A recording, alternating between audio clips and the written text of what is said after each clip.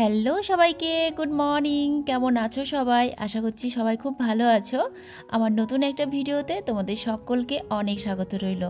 আজকে হচ্ছে রবিবার, সকাল এখন 5টা মতন বাজছে। ঘুম থেকে উঠেছিলাম আজকে 3টের সময়, তার কারণ আজকে ছেলের 5:30 থেকে র্যালি বের হবে। তো আমাদেরকে মিনিমাম 4টের সময় ঘুম থেকে উঠতে হতো। তো 4টের সময় ঘুম থেকে উঠবো বলে হঠাৎ করে দেখি 3টের সময়তেই ঘুম ভেঙে গেছে। তারপর আর কিছুতেই ঘুম আসছিল না।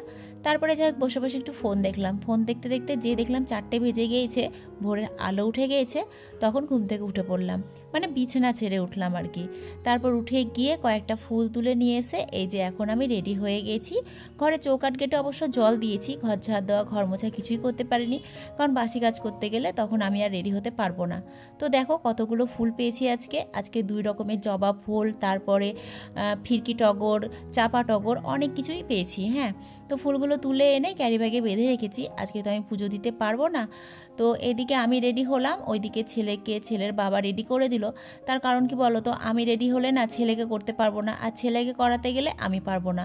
তো ছেলেকেও যেহেতু ধুতি পরাতে হয়েছে, আর ধুতিটা না আমি পরাতে পারি না, যেহেতু আজ পর্যন্ত আমি কোনোদিন কাউকে ধুতি পরাইনি, তো জানবো কী করে। তো ছেলের ধরো সাজের জন্য এই যে পাতাবাহারের কাজগুলো লাগতো, তো একটা ডাল বেঁচে গিয়েছিল দেখে আমি আবার ন্যাকামো মেরে একটু পরে নিলাম, পরে দেখছিলাম কেমন লাগে। তারপরে যাই হোক পাশের বাড়ির বৌদি আমি সবাই মিলে টোটোতে করে এখন যাচ্ছি ছেলের স্কুলে। তো সকালবেলায় আজকে যেহেতু টোটোতে করে স্কুলে যাচ্ছিলাম, সকালে যে ঠান্ডা বাতাসটা গায়ে লাগছিল, এত সুন্দর লাগছিল কি বলবো, মনে হচ্ছিল যেন টোটো করে অনেক দূর চলে যায়। তারপরে এই যে আমরা স্কুলে এসে পৌঁছালাম। তো স্কুলে এসে দেখি সব বাচ্চারা কত সুন্দর সেজেছে, আর এই দেখো এরা দুজন হচ্ছে যমজ বোন। এই 2 বোনকে দেখতে না আমার খুবই ভালো লাগে, দুজনাই একই দেখতে। তারপরে যাই হোক স্কুল থেকে এই যে আমরা এখন রাস্তায় এসে দাঁড়িয়েছি, কারণ দিদিমণি বলল রাস্তায় গিয়ে সবাইকে লাইন করে দাঁড়াতে, যেহেতু এখনই র্যালি বের হবে। তো এদিকে প্রায় রোদ উঠেই গিয়েছে, আর আমরা ভাবছি যে এতগুলো বাচ্চা হাঁটাহাঁটি করবে কি করে রোদের মধ্যে। তো দেখো বাচ্চাগুলোকে কত সুন্দর সাজিয়েছে, তাই না? জানো তো আজকে না আমরা এই প্রভাত ফেরিতে আসতাম না, তার কারণ হচ্ছে আজকে আমাদের ছেলের আবার ক্যারাটে পরীক্ষা আছে। হ্যাঁ, তো সেই কারণে ওখানে যেতে হবে আমাদেরকে 8:30টার মধ্যে, আর এই দিকে র্যালি শেষ হবে প্রায় 7:30টা। আর ওইটুকু টাইমের মধ্যে আমরা কি করব এই ভাবনা চিন্তা করেই ধরো আসবো না ভেবেছিলাম, কিন্তু আসাটা না একেবারে বাধ্যতামূলক করে দিয়েছিল, আসতেই হতো, কারণ এই প্রভাত ফেরির জন্য বাচ্চাদের মাথাপিছু 10 নম্বর করে দেওয়া হবে। যদি না আসতাম তাহলে আমার ছেলে কিন্তু 10 নম্বর পেতো না। আর 10 নম্বরটা না বেশি বড় কথা না আমার কাছে। হ্যাঁ, আমার কাছে বড় কথা হচ্ছে এই যে আমার বাচ্চাটা আজ এতদিন ধরে নাচ শিখলো এই প্রভাত ফেরিতে বেরোবে বলে, তো নাচটা শেখাটাই বৃথা হবে। আর সবাই যেহেতু যাবে, পরে যখন ও ভিডিওতে দেখবে বা ছবিতে দেখবে তখন ওর মনটা খারাপ হয়ে যাবে, আর ওর জন্য ধরো ওর যে পার্টনার আছে তারও মনটা খারাপ হয়ে যাবে যে তার পার্টনার এলো না। তো সেই কারণে ভাবনা চিন্তা করে আর দিদিমণিকে বলেই রেখেছিলাম যে আমরা একটু আগে কিন্তু বেরিয়ে যাব, প্রায় 10 মিনিট আগে আমরা র্যালি থেকে বেরিয়ে যাব, যাতে আমরা 8টার ট্রেনটা ধরতে পারি। তারপরে দেখো এদিকে আমরা সবাই কিন্তু রেডি হয়ে গিয়েছি র্যালিতে বেরোবো বলে, মানে লাইন করে দাঁড়িয়ে গেছি। আর এই দিকে একটা গাড়ি এসে আমাদের র্যালিটাকে একটু গন্ডগোল বাঁধিয়ে দিল। হ্যাঁ, তো আমরা যাই হোক সব বান্ধবী মিলে একটু আয়নায় মুখ দেখছিলাম আমাদেরকে কেমন লাগে দেখতে। তো চলো এবার হাঁটা শুরু করা যাক। তো আমরা না প্রথমে হাঁটতে শুরু করেছিলাম ঠিকই, কিন্তু মানে আমাদের বাচ্চাগুলো সামনে কি করছে আমরা কিছুই দেখতে পাচ্ছিলাম না। হ্যাঁ, তারপরে আমরা কি করেছি জানো তো, র্যালি থেকে বেরিয়ে গিয়ে আমরা একেবারে সামনে চলে গেছিলাম আমাদের বাচ্চার ভিডিও করব বলে, কারণ এতদিন ধরে আমাদের বাচ্চাগুলো কি নাচ শিখলো, কেমন নাচ করছে, এটা তো দেখা জরুরি, তাই না? তো সেই কারণে র্যালি বাদ দিয়ে আমরা কিন্তু দেখতে চলে গিয়েছি।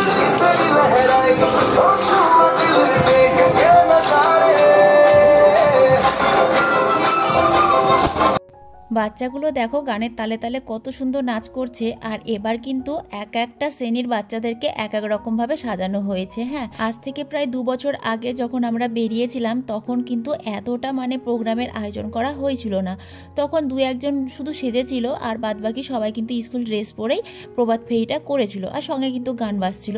আর এই বছর দেখো কত রকমভাবে বাচ্চাদেরকে সাজানো হয়েছে, আর আমার ছেলেদেরকেও তো সাঁওতাল নাচ দিয়েছে। হ্যাঁ, আর আমার ছেলের পার্টনারটাকে দেখেছো কত সুন্দর লাগছে দেখতে, তাই না?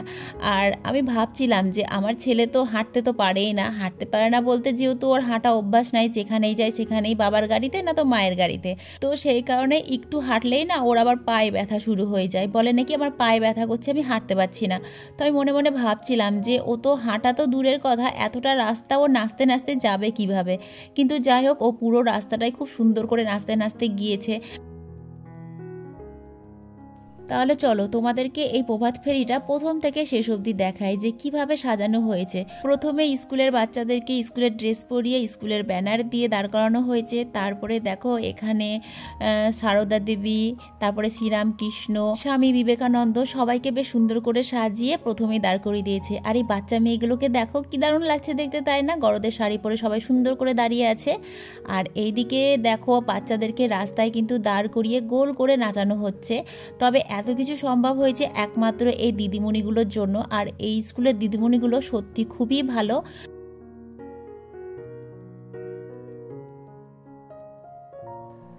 আর এই দিকে সব থেকে হাসির ব্যাপার কি হয়েছে জানো? এই যে আমাদের মানসী ম্যাডাম, হ্যাঁ, যখন আমরা ছবি তুলছি তখন ও চুলগুলোকে ছেড়ে দিচ্ছে, এই দাঁড়া দাঁড়া চুলটাকে ছেড়ে দিই নইলে আমাকে ভালো লাগবে না দেখতে। তারপরে যেই আমাদের ছবি তোলা হয়ে যাচ্ছে তখন আবার চুলগুলোকে বেঁধে খোপা করে নিচ্ছে, কারণ গরমও তো পড়েছে প্রচুর। আর আজকে দেখো আমরা কিন্তু সবাই হলুদ রঙের শাড়ি পরেছি। এর আগের বার যখন আমরা বেরিয়েছিলাম তখন আমাদেরকে সাদা রঙের শাড়ি পরতে বলেছিল, তাই আমরা সবাই সাদা রঙের শাড়ি পরেছিলাম। আর এই বছর বলা হয়েছিল প্রতিটা মা যেন হলুদ রঙের শাড়ি আর বাবারা যেন হলুদ রঙের পাঞ্জাবি পরে আসে। বিয়েটা করেছিলি বলে আজ আমাদের সঙ্গে যে র্যালিটা করতে পারছি, বিয়ে না করলে করতে পারছি না।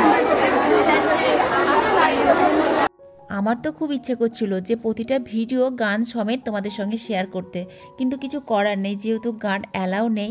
আর এদিকে দেখো আমরা কিন্তু পৌঁছে গিয়েছি আমাদের দেশের বিশ্ববিখ্যাত গায়ক অরিজিৎ সিংয়ের বাড়ির সামনে। তো অনেক তাকালাম কিন্তু কাউকে দেখতে পেলাম না, হয়তো এত সকালবেলায় ঘুম থেকে বাড়িতে কেউ উঠেই নি। যাই হোক, আমাদের আবার সময় হয়ে যাচ্ছে বহরমপুর যাওয়ার। তো আমাদের র্যালিটা এখানেই শেষ করে রেখে আমরা 3 বান্ধবী চলে গেলাম, এক বান্ধবীকে ছেড়ে রেখে। কারণ সুদীপ্তার ছেলে ক্যারাটে করে না, আমার ছেলে বুলটির ছেলে আর মানসীর ছেলে হচ্ছে ক্যারাটে করে। তো মানসীকে তো আসতেই দিবে না সুদীপ্তা, তো সেই জোর করে ওকে নিয়ে আসলাম। তারপরে এসে তো বাড়িতে অনেক ঘটনা ঘটে গেল, আমার তো অনেক রাগও হয়ে গেল। তো কি হয়েছিল চলো তোমাদেরকে সেটা বলি। আমি কিন্তু আমার বরকে বলে গিয়েছিলাম যে তুমি 7:30টার মধ্যে রেডি হয়ে থাকবে, তারপরে বাড়িতে এসে চলে যাবো আমরা সোজা স্টেশনে। আমরা কিন্তু গাড়ি করে গেলেও যেতে পারতাম, কিন্তু বান্ধবীরা সবাই যাবে, সবার সঙ্গে একসঙ্গে যাওয়ার মজাটাই আলাদা। তো সেই কারণে ওকে বলেছিলাম যে আমরা ট্রেনে করে যাব, তুমি 7:30টার মধ্যে রেডি হয়ে থাকবে। আমি তো রেডি হয়েই ছিলাম, শুধু বাড়িতে এসে আমি ড্রেসটা চেঞ্জ করেছি আর ছেলেকে ড্রেসটা চেঞ্জ করিয়ে নিয়েছি, ব্যাস। তো আমার বর রেডি হয়েছিল না, তো কি করব, রাগ করেছে। তো আমি বেরিয়ে গেলাম স্কুটি নিয়ে। তারপরে স্কুটিটা স্টেশনে রেখে আমি, ছেলে আর এই যে বুলটি মানসী সবাই মিলে এখন যাচ্ছি। তো বুলটি মানসী অবশ্য আগে এসে আমার টিকিটটা কেটে নিয়েছিল, তাই ওরা যদি টিকিট না কাটতো তাহলে আমি কিন্তু ট্রেনটা পেতাম না, যেহেতু আমি স্টেশনে ঢোকার প্রায় 2 মিনিট পরেই কিন্তু ট্রেনটা চলে এসেছিল। তারপরে এই যে আমরা এখন পৌঁছে গিয়েছি বহরমপুর স্টেশনে। আর আমি জানো তো এই বহরমপুর স্টেশনেই প্রথম নামলাম, কারণ বহরমপুরে আসতে গেলে আমাকে তো ট্রেনে করে আসতে হয় না, আমি হয়তো স্কুটিতেও চলে আসি বা বরের বাইকেও চলে আসি, বা আমাদের ধরো বাড়ির সামনে থেকে টেকার পাওয়া যায়, বাস পাওয়া যায়, টেকারে কিংবা বাসে করে চলে আসি। আর স্টেশনে আসতে গেলে ধরো একটু দূরে আসতে হয়, তো সেই কারণে বাড়ির কাছ থেকে যা পাই তাতেই চলে আসি। তো সেই কারণে কোনো দিন আমি কিন্তু স্টেশনে আসিনি, মানে বহরমপুর স্টেশনে আসিনি, এই প্রথম আমি বহরমপুর স্টেশনে আসলাম। তো দেখো এই যে চলন্ত সিঁড়িতে করে এখন আমরা পার হচ্ছি, হ্যাঁ। আর আমার পেছন পেছন কিন্তু আমাদের স্যার যাচ্ছে ফোনে কথা বলতে বলতে। স্যারকে কিন্তু আজকে বেশ সুন্দর লাগছিল দেখতে। মানসী তো মুখের উপরে বলেই ফেললো যে স্যার আজকে আপনাকে এত সুন্দর লাগছে দেখতে যে সিনেমায় যদি আপনি চান্স নিতেন তাহলে এই যে বড় বড় নায়কগুলো না একেবারেই চান্স পেত না আপনার জন্য। তো মানসী যাই খুব ঠাটে আর কি মারে, ও স্যারের সঙ্গে বলে না, ও সবার সঙ্গে বেশ ফ্র্যাঙ্কলি কথা বলে। তারপরে আমরা পৌঁছে গেলাম এই যে এখন টুর্নামেন্টের জায়গায়। তো কত বাচ্চা দেখেছো এসেছে, হ্যাঁ। তবে ভাগ্য ভালো যে যেখানে খেলাটা হচ্ছে সেটা একটা এসি রুমের মধ্যে হচ্ছে, কারণ আজকে বাইরে যা রোদের তাপ আর যা রোদ্দুর পড়েছে, তাতে কোনো মাঠে যদি হতো তাহলে মনে হয় আমরা সবাই সিদ্ধ হয়ে যেতাম। আর বাচ্চাগুলোর বেশি কষ্ট হতো, যেহেতু বাচ্চারা এই যে মোটা মোটা সব ধরো মানে ড্রেস পরেছিল, এই ড্রেসগুলো খুব মোটা জানো তো। আর এই ড্রেস পরে বাচ্চাদের বেশি কষ্ট হতো যদি ফাঁকা কোনো মাঠের মধ্যে করতো। তো মানসী এসেই দেখো একটা ফাঁকা চেয়ার পেয়েছে, চেয়ারে গিয়ে বসে পড়েছি।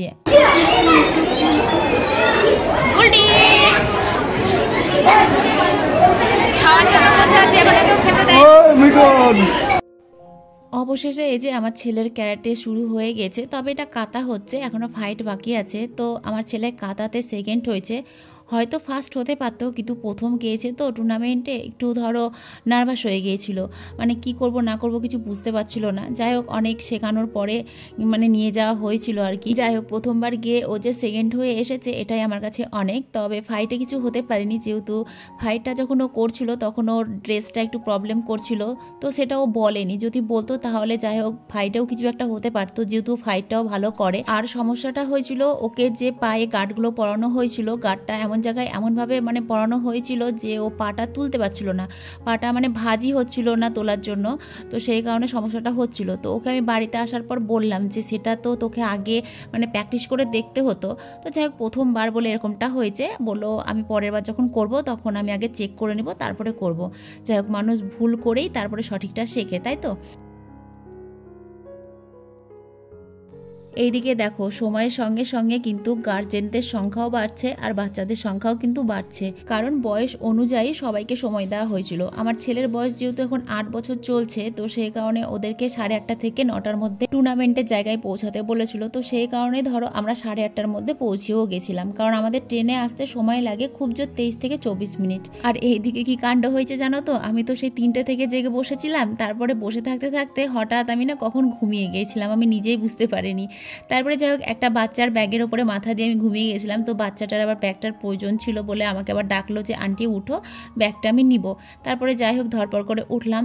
তো ঘুম থেকে উঠে দেখি আমার ছেলে এই যে গলায় মেডেল নিয়ে চলে এসেছে, হাতে একটা টিফিন নিয়ে। তাহলে চলো টিফিনে কি কি ছিল তোমাদেরকে দেখিয়ে দিই। এই যে পোলাও ছিল আর ছিল হচ্ছে তোমার চিকেন কষা, এটা ছেলে খেলো। আর আমরা এখন খাওয়ার জন্য যাচ্ছি হচ্ছে বনেদি হেসেলে। আমার বড় অনেকদিন ধরেই বলছিল যে বনেদি হেসেলে তোমাদেরকে একদিন খাওয়াতে নিয়ে যাব, তো সময়ই আর হচ্ছিল না, কারণ কোনো অকেশন ছাড়া বহরমপুর যেতে আমার একেবারে ইচ্ছে করে না। তো আজকে দেখলাম যেহেতু এসেইছি বহরমপুরে তাহলে যাওয়াই যাক, তো সেই কারণে এখন আমরা যাচ্ছি বনেদি হেসেলে খেতে। এই বনেদি হেসেলটা বেশি দূরে না, বহরমপুর যে বাস স্ট্যান্ড আছে বাস স্ট্যান্ড থেকে একেবারে একটুখানি। বাস স্ট্যান্ড থেকে জিয়াগঞ্জে যাওয়ার যে রাস্তা পড়ছে গঙ্গার ধারের রাস্তা, তো সেই রাস্তাতেই প্রথমেই কিন্তু এই বনেদি হেসেলটা। আর এই হেসেলের খাবার দাবার এত সুন্দর কি বলবো, আমার তো খেয়ে এখনও জিভে লেগেই আছে। তো আমরা গিয়ে কিছুক্ষণ বসেছিলাম, কিছুক্ষণ বসে থাকার পর তারপরে এই যে আমাদের খাবার চলে এসেছে। আর এখানে কি জানো তো, সব কিছু কিন্তু কাঁসার থালাতে বা কাঁসার বাটিতে কাঁসার গ্লাসে কিন্তু দেওয়া হয়। হ্যাঁ, তো আমাদেরকে সব কিছুই কাঁসার থালা বাটি গ্লাসে দেওয়া হয়েছিল। তো কি কি আছে চলো তোমাদেরকে দেখিয়ে দিই। এই যে এখানে আছে ডাল, শুক্তো, আলু কাঁঠালের তরকারি, চাটনি, পাঁপড় ভাজা, শাক, পেঁয়াজ, তারপরে লেবু, কাঁচা লঙ্কা, ভাত। আর এই থালিটার দাম হচ্ছে 130 টাকা। আর আমরা যেই মাছ আর মাংসটা নিয়েছিলাম সেটা কিন্তু সম্পূর্ণই আলাদা। তবে হ্যাঁ, দামটা যেহেতু অনেকটাই নিয়েছে, তবে খাবার দাবারটাও ছিল খুবই সুন্দর, এক কথায় খুব সুন্দর, পেট শান্তি করে খেয়েছি। তারপরে এই যে লাস্টে নিয়ে নিলাম একটা আইসক্রিম, ছেলেকে একটা দিয়েছি, আমি একটা খেয়েছি। আর আইসক্রিমটা খেয়ে কিন্তু আমি বাটিটা সঙ্গে করে নিয়ে এসেছি, কারণ বাটিটা দেখতে এত সুন্দর লাগছিল। বাটি তো না, সরি ওটা ঘর টাইপের ছিল। তারপরে যাই হোক আবার চলে এলাম স্টেশনে। স্টেশন থেকে এখন ট্রেন ধরার অপেক্ষায় বসে আছি, এখনও ট্রেন আসতে প্রায় 1 ঘন্টা দেরি। এইদিকে মানসীরা 2টো ট্রেনে চলে গিয়েছে, কারণ আমরা খেতে গিয়েছিলাম, ওরা খেতে যায়নি। কারণটা মানসী হচ্ছে ও ছোট ছেলেকে বাড়িতে রেখে এসেছে তো, আর বাচ্চাটা খুব কান্নাকাটি করছে, তো সেই কারণে ওরা দুজন চলে গেল। আর আমরা গিয়েছিলাম তোমার হেসেলে খেতে। খাওয়া দাওয়া করে আমার বর বাইক নিয়ে চলে গেল, আর আমি বললাম বাইকে যাব না এত রোদের মধ্যে, আবার যেহেতু আমাকে গাড়ি নিতে স্টেশনে আসতে হবে, যেহেতু আমার গাড়ি স্টেশনেই রাখা আছে, তো সেই কারণে ধরো আমি ট্রেনে করে গেলাম। তো যাই হোক ট্রেনের অপেক্ষায় বসে আছি। আর আজকের ভিডিও এখানেই শেষ করলাম। সবাই খুব ভালো থেকো, সুস্থ থেকো, আবার কালকে দেখা হবে তোমাদের সঙ্গে।